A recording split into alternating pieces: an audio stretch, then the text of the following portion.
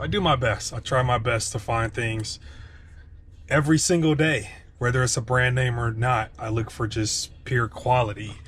Uh, that's what I do. I'm not the guy that's just buying stuff just because I can make a buck on it. I'm looking for very specific quality vintage furnishings, home decor. That's the kind of stuff I'm looking for. So my first stop on my picking journey today is Value Village in the Cudahy area.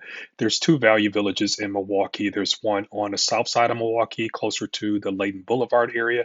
This one is further south, like towards the airport. Ooh, is that Giannis? Got to check the clothes. Even though my clothing section isn't necessarily set up, I'm always looking for vintage Bucks gear. So that's why I paged through that stuff really quick.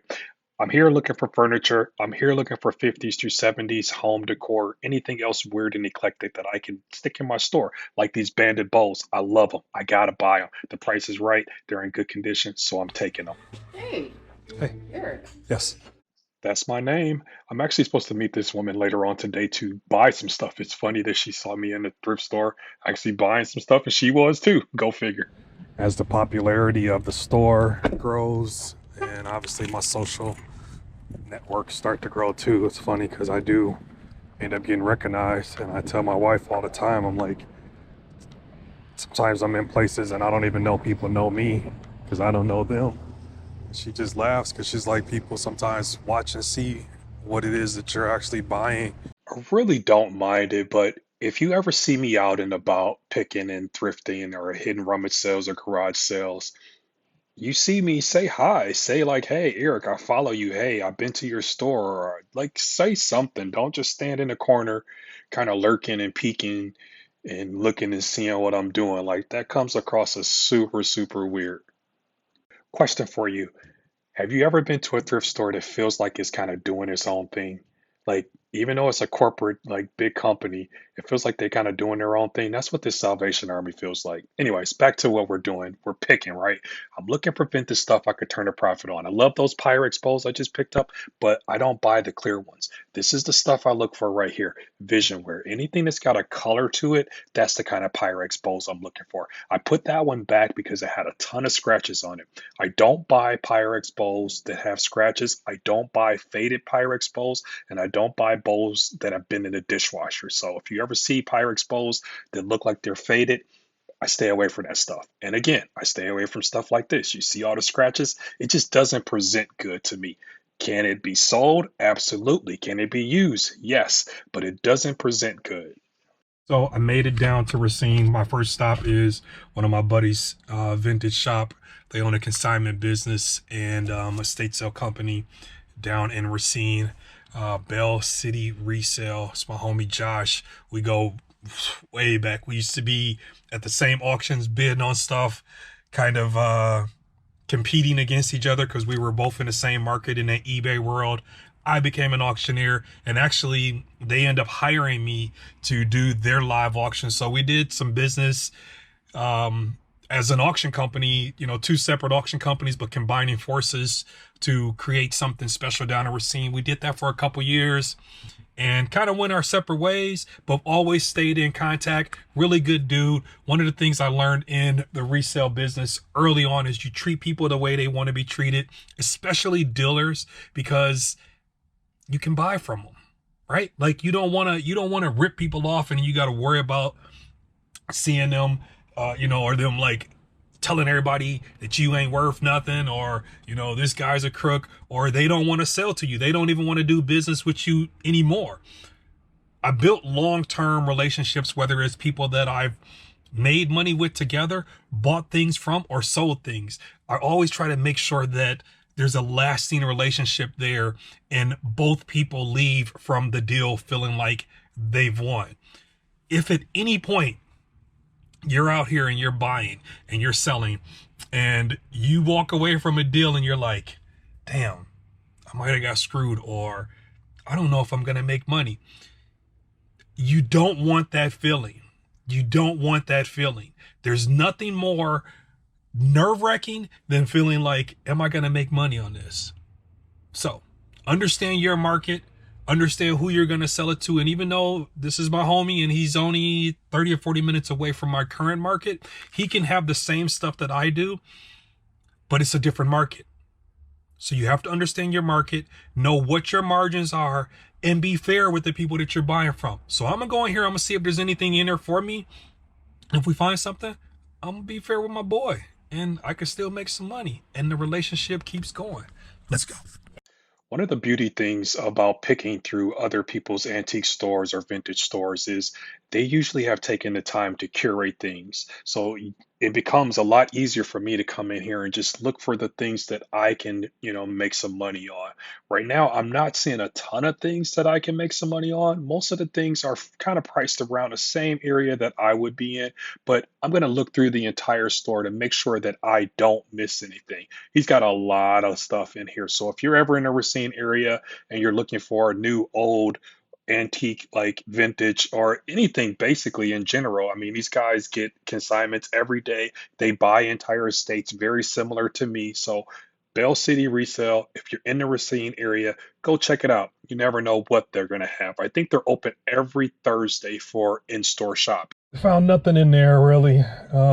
Just some good conversation. It's always good just to catch up with them. Leave out of here, and I think there's a St. Vincent de Paul that's pretty close, so we're gonna run down the street, see if there's anything in there, and yeah, we're gonna try to run through every little spot I can think of down here that I know of that may potentially have some stuff in it. We'll see what we find. Hands down, this is one of the smallest thrift stores that I go to. It's a St. Vincent de Paul in Racine. I think it's off of maybe Douglas. I don't know what street it is. Anyways, the beauty thing about thrift stores is they're always putting stuff out all day, every day. So it's a perfect place to source. Although I'm only looking for very specific things, if you're in a resale business, thrifting is one of the easiest ways to find inventory because, again, they're putting stuff out all day, every day. You just have to make sure that you got that trained eye to find things like this, like this, like this.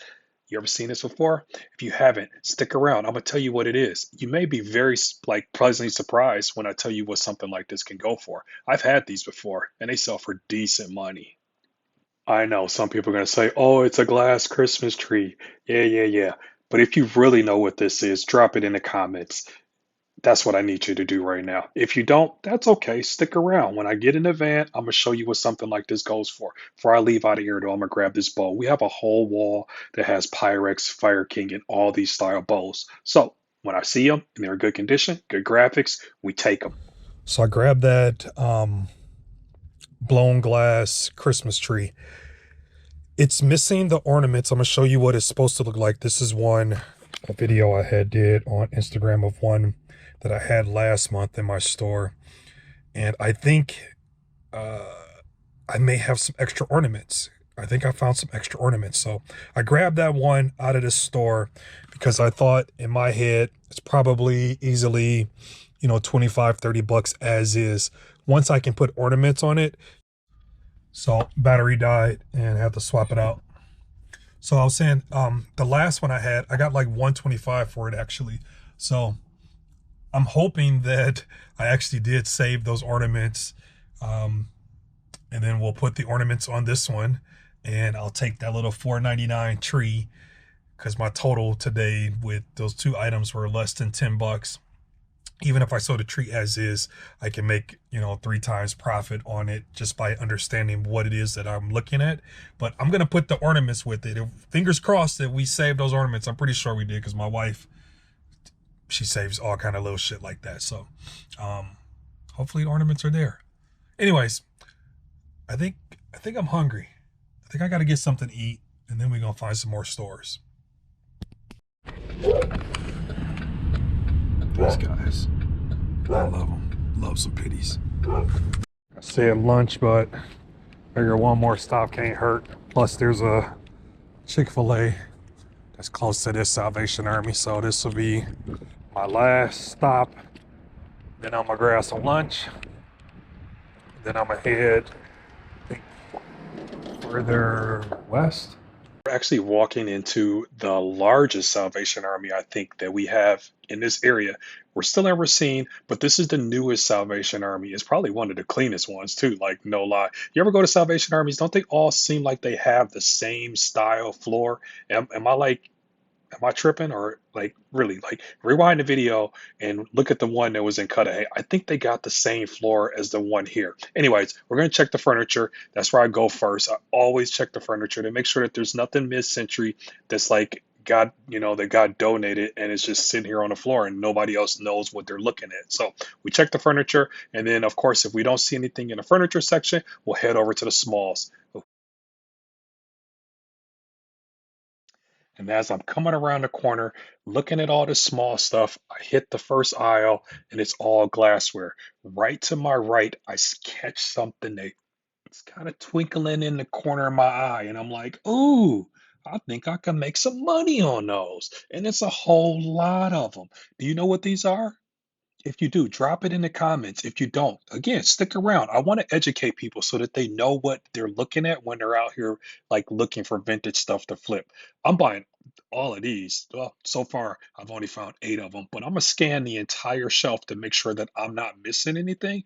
And I could tell you right now, there's a whole bunch of these. Somebody donated their whole vintage Christmas glass collection, and you know who about to buy them? Yeah, boy. Feeling like it's lunchtime. Nice little haul, Salvation Army. You can see we got no furniture today. So far, we ain't got nothing. But you never know. It could easily change. We'll get us some lunch. Get us some lunch now. Let's see what else we can find. It's Christmas glasses. Amazing score. Amazing score. So before I feed my face, I wanted to show you guys the glassware that I just picked up. Most of it is made by a company called Libby, which is a vintage like glass manufacturer. And Holly and Berries is the pattern. You can see right there. Those are for 34 bucks. I mean, I was grabbing these glasses and I'm getting them at, $5 for $4 or something like that. I think I grabbed those also. The benefit of obviously having a storefront is you see that's $27 plus $18.85 in shipping. It allows me to sell the same item that you would stick online and you have to factor in shipping. I don't have to factor in shipping. Now I can also put it on my website for the same amount of money. It maybe includes shipping, but the shipping actually cuts into my profit margin. So this is the kind of stuff that I look for when I'm out looking for vintage stuff to resell. Because again, I can stick it in my store, and even if I'm at 40 bucks, I'm lower than what you would pay for it, even on eBay, to get it. And because I thrifted it and my margin is so low, or so high, I should say, that's the kind of stuff, again, that I like to put into my store. But if you were looking to put it on eBay or stick it on Etsy, just know 30, 27, 30 bucks, 40 bucks. That's something I can expect to get. Here's another set of 6. So for 30 bucks plus shipping, we'll go through them. Look, $15 in shipping. Again, can you make money finding stuff at thrift stores? Yes. But just realize if you're going to use something like eBay or Etsy or Poshmark or whatnot, you're giving up a chunk of your profit, by using these platforms. So can you make money selling it on these platforms? Absolutely. The game is usually volume. I mean, I play volume game too in my store, but again, I like to stick this kind of stuff in my store because I don't have to worry about shipping it. I don't want to give up that $15.40 in shipping. I'd rather roll that into the price of my item and still undercut what you would get it for online. Let's get some Chick-fil-A in our system now. Really a simple dude. Chicken nuggets. That's all I need. It's just fuel anyways. It's fuel to keep the picking going. Chicken nuggets, some barbecue sauce, and a Diet Coke. I'm about to scarf this down real quick and hit the road. What I love to do is anytime you're in an area thrifting, hidden antique stores, picking around, even if it's like private deals, always check estatesales.net to make sure that there's no estate sales also going on in the area before I leave. So we're going to hop on estatesales.net and see if we can find any sales. Oh, I'm so nice and full now. So you can search by today, tomorrow, 7 days. We need today. And it's letting me know kind of what's in the area. Let's see if we can get a list going here based off the mileage. See if we can find something. Libertyville. It's a little too far south. See if I can find anything. Yeah, most of this stuff is going to be outside of the area that I'm currently in. Bayview Estate. That's an online sale, so we don't care about that. All right, well, no estate sales. Now I got to find somewhere else to pick. So the reason I'm ducked down like this, because I don't want to show where I'm at, because this is one of my plugs. And I have a couple of these throughout the city that I work directly with the managers, or, you know, I'm connected. I'm connected with managers at a couple of thrift stores. I'm connected with a couple of estate sale companies. You need these connections. So I'm about to I'm about to go through the back door of this thrift store, and hopefully they got some stuff put to the side for me. If they do, I'll show you. I can't show you where I'm at, but I'll show you what I got. So I was able to pull 3 chairs and a vintage child's like kitchen cabinet hutch out of this place. Again, can't show you where it was or who I'm connected with, because everything ain't meant to be shared. But I will show you the stuff that I got out of there.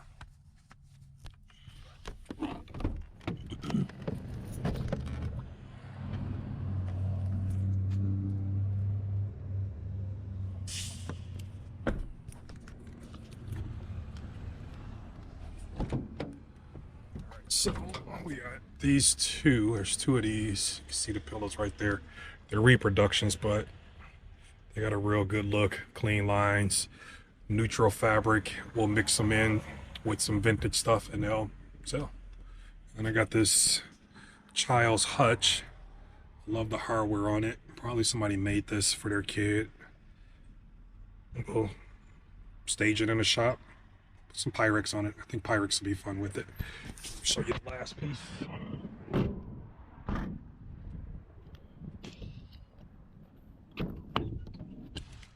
The last one is this chair here. Again, another reproduction. This one's a rocker, but it'll do good for us. And then all our glassware. So I would say each one of those bags is 30 to 40 bucks is kind of what I'm gonna get out of it. So 1, 2, 3, 4, 5, 6. There's probably another 10 in there. So say 16 bags total times 40. Got some other junk up there. Some other stuff right there. It's a decent day. Spent less than, I don't know, a couple $100 to make a couple hundred. All in all, I spent a little bit under 400 bucks for everything that I bought today. Was picking for a total of 2.5 hours, 3 hours total with travel and everything. And just off the glasses alone, $480 to $500 I'll get off the glasses without looking everything up. But that's just a roundabout number, going with 30 bucks or so on a set of 4. So we'll make our money out the glasses. We still got all the furniture plus all the other smalls that we picked today. So all in all, it's a pretty good day. Do I want to find more? Obviously, that's why I buy entire estates and collections, because the goal is to buy in volume. But when I can't, I don't mind getting out here, hitting the pavement, getting it out the mud, as they call it, and you know, picking each spot one piece at a time. I ain't like that.